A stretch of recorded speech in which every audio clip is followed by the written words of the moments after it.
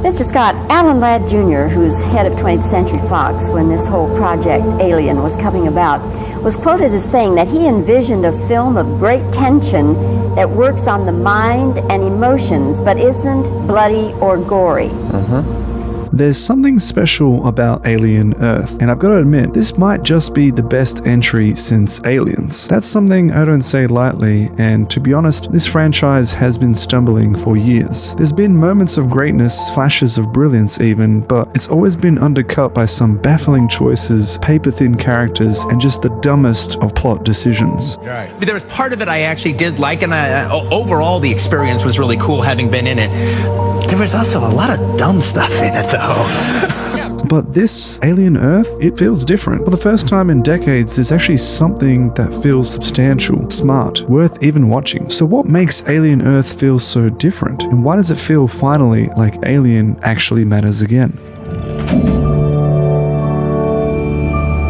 To me, the first thing that hits is the setting. For the very first time in franchise history, we're actually seeing what it's like on Earth. Not every Alien movie before this has always been somewhere else. Deep space, LV-426, the barren colonies, even just being on the Covenant ship, drifting into void. That was kind of exciting, and it is part of the charm of the Alien universe. Strange new worlds, alien landscapes. But I actually really love that Alien Earth flips this on its head. It's bringing everything to somewhere where we know. This is our planet, familiar streets, recognizable skylines, but all of it is just tilted. It's futuristic, uncanny. It's like looking through a world that we know, but just through a cracked mirror. That choice alone breathes fresh new life into the series, because now, instead of it just being passive observers of some kind of horror out in space, we're now seeing what it could be like when the unthinkable lands at our doorstep. And to me, it's actually the very first time we're seeing what would happen if, say, an alien xenomorph crash landed on Earth. What would we do about it? It's kind of the reason why I love watching Predator so much, because it's putting us against the almost impossible challenge to overcome.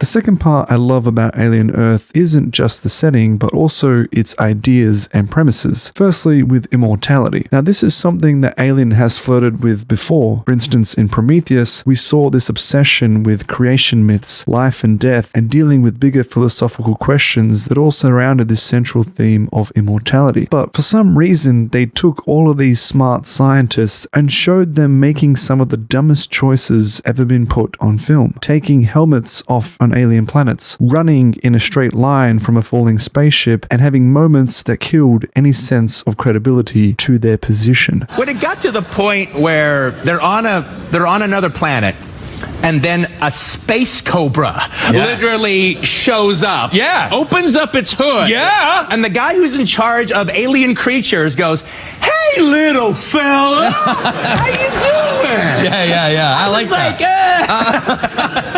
Hey, little fella? It's a space cobra. Well, similarly with Covenant, we saw something sort of touching that, but it just evolved into just absolute bloodshed. It became like a slasher in space. Everyone getting into a room and then just getting picked off one by one. It was kind of scary, yeah, but it wasn't really meaningful. Likewise with Romulus, it had actually style, some genuine tension, a good filmmaker behind it, but the characters to me still were a little bit paper thin. They were still showing those remnants that they were just archetypes of things that we knew, but not really were people themselves, apart from a couple exceptions. At the end of the day, it was the best entry by far, until Alien Earth comes along, because to me, it's not just recycling the same DNA of the old. It feels like it's grappling with something bigger, immortality, consciousness, and humanity in the cross-section of all three of those. It's not just science fiction window dressing, all of it feels like it actually matters. Here, immortality isn't just an abstract concept, and it's dealing with something so interesting that hasn't been done before, seeing how that could apply to someone of a younger age, to people that are dying of terminal illnesses. To me, this is such an ingenious choice because by putting this concept of having children and giving them the gift of immortality, it immediately puts you in a place to empathize them as characters. When you see their consciousness being transformed into inorganic bodies, you feel the weight of that choice. You feel the weight of that decision. This isn't just like a new form of technology, it's life and death, and it's mixed with grief, love, desperation, and all these complicated emotions of what it feels like to be human, but also what it feels like when we transform that into something inorganic. What we were doing here, you and me, is exploding human potential. Then we'll see what they build before the machines ruin everything. It's an intelligence race. There's also these characters that begin to question what it means to be human in this kind of form and what they're also interested in more so beyond anything materialistic. Blade Runner tackled some of these ideas with that same thought of what makes us human and what are replicants truly trying to be. You could even look at Ghost in the Shell that try to blur the lines between biology and technology. Alien Earth is just tapping into that lineage, and I really love what they're doing with the show. It's not asking, okay, what if we saw aliens attacking Earth, but rather, what if the very definition of our life and our meaning of what it is to be a human being changed overnight? That's a lot more scarier and a lot more interesting. Because what Ridley had set in motion was the creation of a world, the creation of a kind of a visual set of values, you know, the kind of the biomechanoid Giger designs and the kind of lived-in future, the blue-collar future, where what is happening on the screen feels so real and so palpable because the characters are so recognizable. You know, these were new ideas then. Science fiction hadn't done that. The third element to this is in the heart of the characters, because all of this would fall flat if there weren't characters to root for. And to me, the beating heart of this series isn't just the scientists or the Marines, which we've seen in the past. It's actually with a brother and sister, separated by technology, one still being a human being and the other being reborn into this inorganic body. Christmas morning, you were 7. You woke me up before the sun. What did you say? I still don't think my big toe looks like my thumb. I love their dynamic so much on the show, and in particular of the actress who plays the sister, because she is absolutely phenomenal. There's so much conveyed in her eyes, her face, her stillness. She stares like a machine, but she actually cares like a sibling, and you can feel that on the screen. There's this tension that makes their bond compelling because she's so interested in caring for her brother from afar, and when she does get to meet them, you can feel there's this bond between them. You're not just watching these two try to dodge and hide away from xenomorphs, you're actually kind of watching them figure out what survival means and what they're going to look like if they can get through all this. This is like something that I haven't seen since the second Alien between Ripley and Newt. That bond alone elevated that film because it wasn't just survival horror, it was emotional horror. Losing Newt meant that you could feel Ripley losing her daughter. Alien Earth is tapping back into that same energy. Yes, maybe somewhat nostalgic, but it's also refreshingly new. It makes you care about these two, brother and sister, just in the same way you cared about Newt and Ripley. It wasn't just about the monsters. It was about how these two connections, how the whole collective of this special group of human beings could overcome the odds. So you wanted to come? Of course, I wanted to come. You couldn't find a way. If there was a way, I would have found it. But I'm here now. Oh.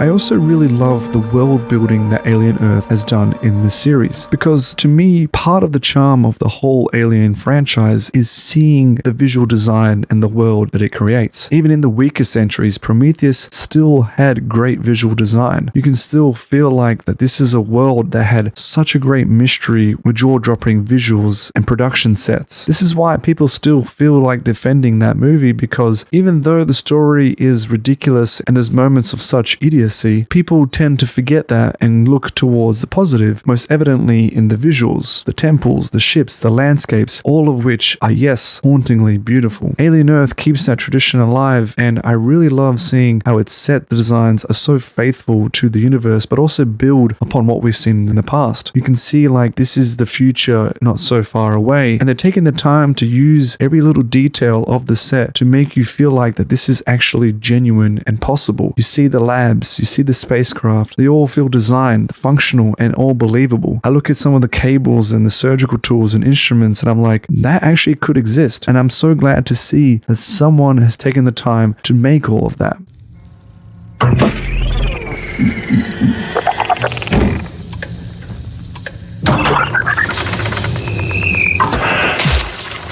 You can really see the creature designs continuing to look unsettling. The eggs feel creepier and they're more realistic, and even the cyborgs have elevated abilities, and they're taking concepts that we've seen before but really adding to their world design of how they work. Even the rich billionaires, who are often so wealthy and distant and untouchable, feel like plausible rulers of this decaying earth, but are more interested with things beyond money. All of it just feels kind of coherent. It feels believable. Like this is a world that you can see happening, even if it horrifies you.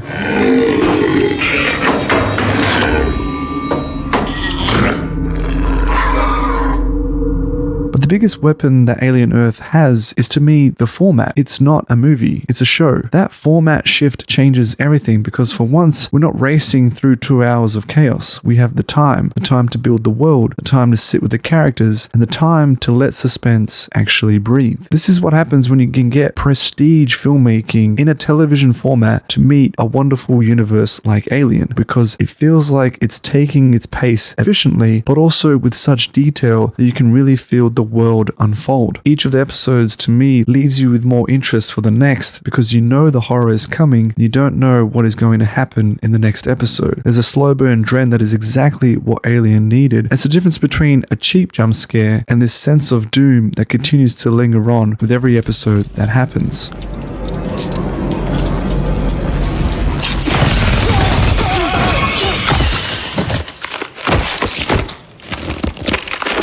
And finally, the bigger picture is that Alien hasn't always been just about the monsters. It's never just about the gore. Yes, those things are important, and yes, those are elements that I really love about the universe, but Alien to me is also about the mythology. It's about the bigger questions that come from seeing a science fiction epic like this. It's about humanity colliding with forces that are bigger, stranger, and too alien to comprehend. It's what happens when you see future pressing down upon us and asking us, well, what happens when technology outruns our own morality? What happens when technology exceeds our own mortality? And what happens when we can realize dreams that weren't even possible before, but that actually become threats to our own existence? And it's for the first time in years I see Alien Earth actually understanding that. I can see its creator, Noah Hawley, actually realizing that and tapping into what makes this universe so special. For the first time, it feels like there's a story with something to say, and that makes all the difference. So yes, this is another entry, another sequel, another reboot to the Alien story, and yes, it is another potential cash grab to this ever so popular series, but at least for the first time in a very long time, I think that Alien feels alive with Alien Earth. It feels vital. It feels like it's substantial, like it actually matters again. And with halfway through the season, maybe this could be the best entry to the franchise since Aliens. The most important thing to do is not employ tricks. In effect, if you're doing a horror movie, is to disregard the tricks that have been employed before, because that's what you're doing. You're doing repetition, and so it's trying to always look back inside yourself. Same as if you're writing a script, if you're writing a screenplay, if you're writing a book. The best of those elements come from looking back inside yourself to find out what you think, and then trying to put that on film.